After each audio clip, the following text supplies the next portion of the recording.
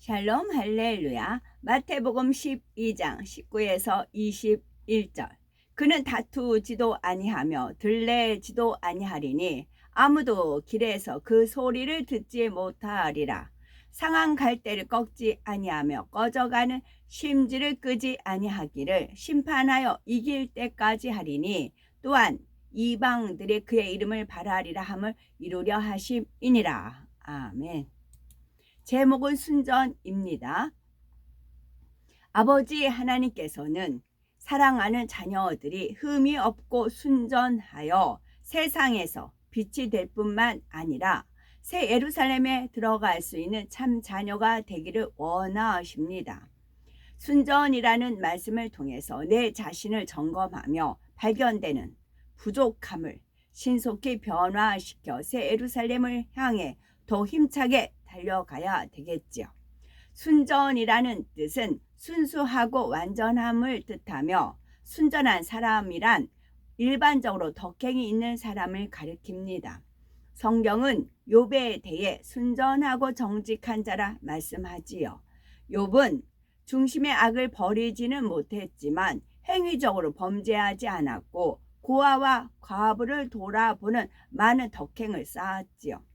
그러나 하나님께서 원하시는 순전함은 마음의 악을 벗어버려서 흠도 티도 없이 깨끗한 마음 안에 영의 열매가 가득 담겨 있는 순수함과 완전함을 모두 갖춘 모습입니다.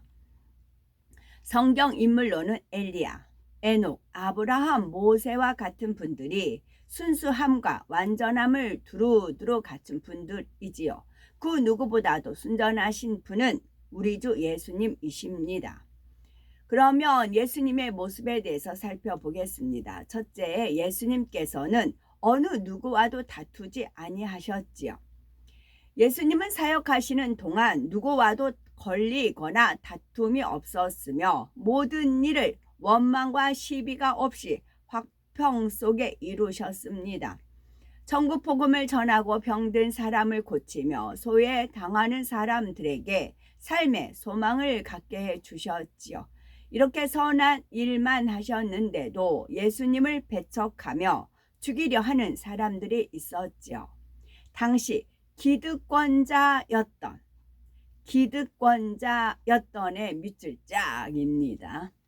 기득권자였던 대제사장들과 서기관, 율법학자, 바리새인들은 악을 행하는 자마다 빛을 미워하여 빛으로 오지 아니하나니 이는 그 행위가 드러날까 하며 하신 말씀대로 참빛 대신 예수님으로 인해서 자기의 악함이 드러나는 것을 견디지 못했습니다.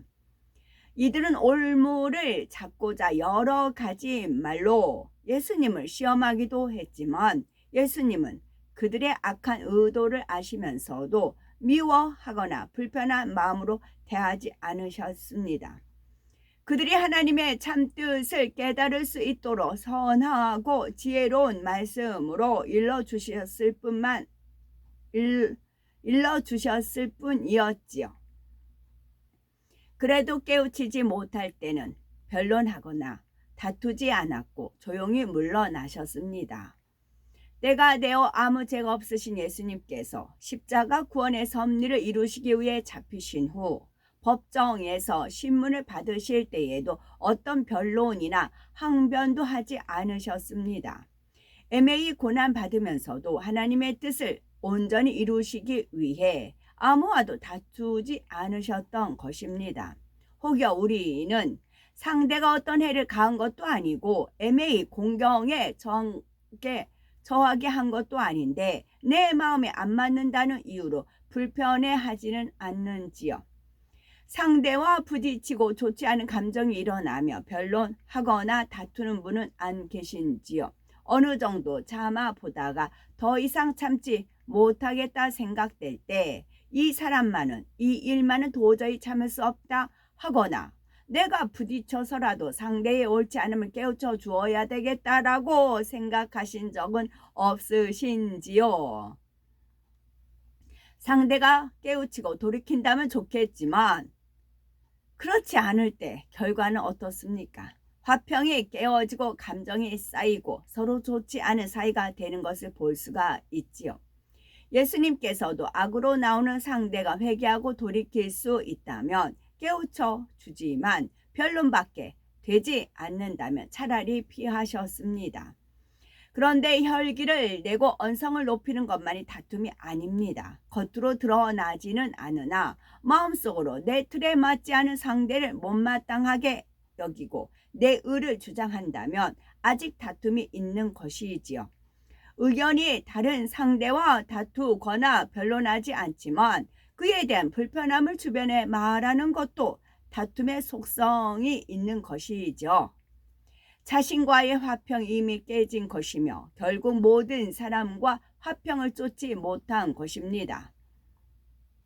만일 우리에게 아직 마음의 불편함, 자기 의가 있다면 그 다툼의 원인이 내 자신에게 있다는 사실을 인정함으로 내 안에 악을 뽑아내 버려야 합니다. 화평이 깨진 것은 상대가 나를 힘들게 해서 또는 내 마음에 맞지 않게 행동하기 때문이 아닙니다. 우리가 상대를 품지 못하는 작은 그릇이고 부딪히면 소리가 날 수밖에 없는 강한 틀이 있기 때문이지요. 포근한 솜이 무엇이 부딪힌들 소리가 나겠습니까? 그릇에 맑고 깨끗한 물이 있다면 아무리 흔든다 해도 물은 여전히 맑고 깨끗한 것을 볼 수가 있지요. 하나님께서는 연단을 통해 우리 안에 있던 악을 발견하게 하십니다. 평안할 때는 올라오지 않았던 악이 올라오기도 하지요. 이를 통해 자신을 발견하며 매사에 작은 비진리도 용납하지 않고 버려나간다면 예수님처럼 순전함을 이룰 수가 있습니다. 그러면 이해하지 못하고 품지 못한 사람도 없으며 포근하고 따뜻하게 감싸줄 수가 있지요. 마음에 항상 평화가 있으니 무엇보다 우리 자신이 참으로 행복합니다. 그러면 하나님께서도 사랑하셔서 애매히 어려움을 당할 때 역사해 주실 수가 있습니다. 우리가 스스로 이기기 위해 다투지 않을지라도 하나님께서 우리 편이 되어 모든 일에 합력하여 선을 이루어 주십니다. 둘째로 예수님께서는 들레지 아니하셨지요. 들램은 자신을 드러내고 자랑하기를 원하는 마음에서 나옵니다. 자신을 알아주기 원하고 대접받기 원하는 마음이지요. 그런데 예수님은 하나님의 아들이시며 큰 권능을 베풀면서도 들레지 않고 겸손히 행하셨습니다. 아버지께서 내게 하라고 주신 일을 내가 이루어 아버지를 이 세상에서 영화롭게 하였사오니 말씀하신 대로 오직 모든 영광을 하나님께만 돌리셨지요. 예수님은 오직 하나님을 나타내어 인생들이 하나님을 믿고 구원받아 천국에 이르게 하기 위해 권능을 행하셨습니다. 때때로 하나님의 아들이심을 나타내신 이유는 예수님이 구세주가 되심을 사람들이 믿어야 구원받을 수 있기 때문이지요. 선한 사람들은 권세 있는 말씀과 따르는 표적을 보면서 예수님께서 하나님의 아들이시며 구세주 되심을 믿었지만 마음이 악한 사람들은 자신의 악으로 인해서 깨닫지 못했고 오히려 예수님이 하나님을 욕되게 한다고 비방했습니다. 예수님께서는 이런 비방과 핍박을 개의치 않고 사람들이 알아주지 않아도 온전한 구세주가 되시기 위해 십자가 고난의 길을 묵묵히 걸어가셨습니다. 창조주 하나님의 아들로서 천지의 태초의 천지 창조 역사도 아버지 하나님과 함께 이루신 예수님께서 한낱 피조물의 멸시와 천대를 받으면서도 감사함으로 십자가의 길을 걸으셨던 것입니다. 이것이 자기가 없는 모습이지요. 이뿐만 아니라 예수님께서는 십자가에 달리셨을 때도 사람들이 저가 남은 구원하였으되 자기는 구원할 수 없도다. 저가 이스라엘의 왕이로다. 지금 십자가에서 내려올지어다. 그러면 우리가 믿겠노라 하며 비아냥거렸지만 들레고자 하는 마음이 조금도 없으셨기에 오직 하나님의 뜻대로 죽기까지 복종하셨습니다. 순전하신 예수님처럼 하나님의 뜻에 순종하면 하나님께서는 높이시고 인정해 주십니다. 빌립보서 2장 9절에서 11절에 이러므로 하나님이 그를 지극히 높여 모든 이름 위에 뛰어난 이름을 주사 하늘에 있는 자들과 땅에 있는 자들과 땅 아래 있는 자들로 모든 무릎을 예수의 이름에 꿇게 하시고 모든 입으로 예수 그리스도를 주라 시인하여 하나님 아버지께 영광을 돌리게 하셨느니라 하신 대로 원수 마귀 사단 더러운 귀신들도 예수 그리스도의 이름으로 명하면 순종할 수밖에 없습니다. 예수님께서 이 땅에 계시는 동안 오직 하나님의 영광을 위해 그 뜻에 따라 죽기까지 복종하셨으니 큰 영광을 받게 하셨던 것입니다.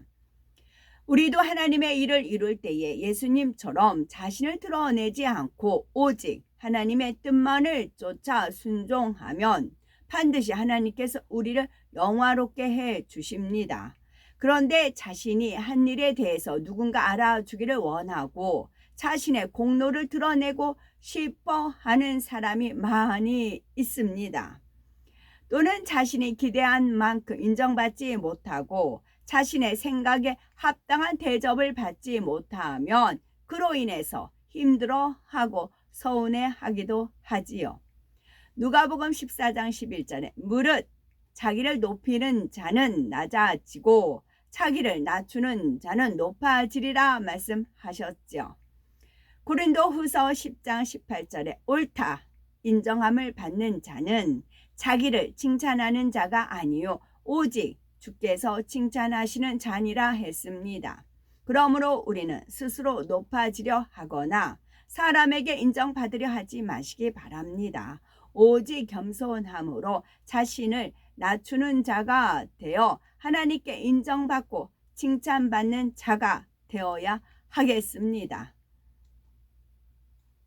초신자 때는 작은 것을 응답받아도 하나님께 감사하며 영광을 온전히 하나님께 돌리지요. 그런데 신앙의 연륜이 쌓이면서 큰 사명을 감당할수록 하나님께 돌려야 할 영광을 자신이 얻으려는 마음이 드러나는 경우도 볼 수가 있습니다. 왜 그럴까요? 초신자 때는 자신의 믿음이 부족한 것을 알기에 어떤 응답이 왔을 때 전적으로 하나님의 은혜임을 믿습니다. 그런데 어느 정도 믿음이 성장하면 하나님의 은혜라 했던 마음이 희석되는 경우가 있지요. 한편 마음에서도 나는 믿음과 순종으로 힘써 일하였기에 이만큼 하나님의 역사를 나타내었다라는 마음이 생겨나는 것입니다. 일꾼 되신 우리들은 혹여 이런 마음이 내 자신에게 있는지 있지는 않은지 살펴봐야 하겠지요. 사도 바울은 크고 놀라운 권능의 역사로 하나님께 많은 영광을 돌렸지만 나의 나 된 것은 하나님의 은혜로 된 것이니 하며 늘 한결같은 마음으로 주님의 은혜와 사랑에 감사했으며 오직 모든 영광을 하나님께 돌렸습니다. 우리도 순전한 마음으로 무엇을 하든지 오직 하나님께 영광 돌리심으로 하나님께서도 우리의 영광을 구해 주시며 높여 주시기를 바랍니다. 하나님께서도 우리의 영광을 구해 주시며 높여 주시기를 바랍니다. 순전하신 예수님의 모습, 곧 다투지도 아니하시고 들레지도 아니하신 예수님에 대해 말씀드렸지요.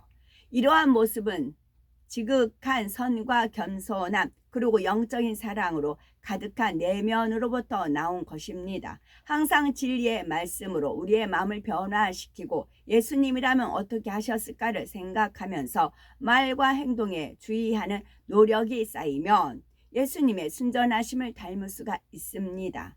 그리하여 신랑 대신 주님으로부터 나의 사랑 너는 순전히 어여뻐서 아무 흠이 없구나 라고 칭찬받는 우리 모두가 되셔야 되겠습니다. 아멘. 심는 대로 거두는 것이 이 육의 법칙도 되지만 영의 법칙도 됩니다. 어제 어느 채널에서 어떤 분이 이렇게 순전하신 분인 것 같아요. 이제 어떤 목사님이 얼굴이 갑자기 환상이 뜨더랍니다. 그러면서 그 목사님에 대해서 이렇게 쭉 하나님께서 말씀을 주시더래. 그래서 메모를 했대요. 그 4가지 분야가 있더라고요. 그래서 2가지는 이제 길어가지고 제가 잘 그렇고요. 저도 그분을 뵈면서 주님과 늘 대화하는 게 있었어요. 그분은 하나님을 경외하고 또 하나님을 두려워하고 이제 하나님을 경외하기 때문에 다른 사람을 두려워하지 않고 오로지 하나님을 두려워해서 내 마음에 있는 이 평안함과 이 감동이 사라지길 원치 않는다. 그런 표현을 쓰신 적이 있고, 또 박사 학위를 준다고 해도 그거로 인해서 내 마음에 이제 성령이 떠날까봐 겁나서 박사 학위 안 받는다. 그런 말씀도 제가 들은 바가 있어요. 그리고 3번째가 정직함. 그러면서 이제 그 환상 보셨던 분이 하나님은 거짓된 데서 역사를 안 한다고, 정직한 분을 통해서 하나님이 역사한다면서 그 4가지를 말씀하시는데, 그 4가지는 늘 주님께서 알려주신 분야였거든요. 왜 이런 결과가 나왔느냐 하면 성은 똑같아요. 두 분 다 똑같고, 2분 다 제가 직접 가서 뵀어요. 근데 성이 같은 한 분은 저를 사장을 시켰어요. 우리나라에서 내놓으라 하고 그랬어요. 그래서 정말 하나님의 역사를 받는 줄 알고 정말 갔어요. 그랬는데 우연한 기회에 2분을 똑같이 뵀어요. 한 분은 저를 사장을 시켰어요. 근데 한 분은 저를 알렸어요. 그래서 시작이 됐어요. 그거를 하나님은 고맙게 여기셨어요. 거기서 저 고맙다는 표현이 나오더라고요. 하나님이 그 목사님한테 고맙다라는 그 표현을 했다라는 말을 듣고 하나님 은혜에 너무 감사드렸죠. 하나님은 그걸 굉장히 고맙게 여기셨거든요. 한 사람은 사장을 시키는데 대부분 사장시키거든요. 기득권자, 그걸 놓게 되니까 사장을 시키거든요. 근데 그 목사님은 알리셨어요. 그리고 전 성도님들한테 은연중에 이제 그렇게 어필하시는 분이시고요. 그래서 심은 대로 거둔 것입니다. 아멘.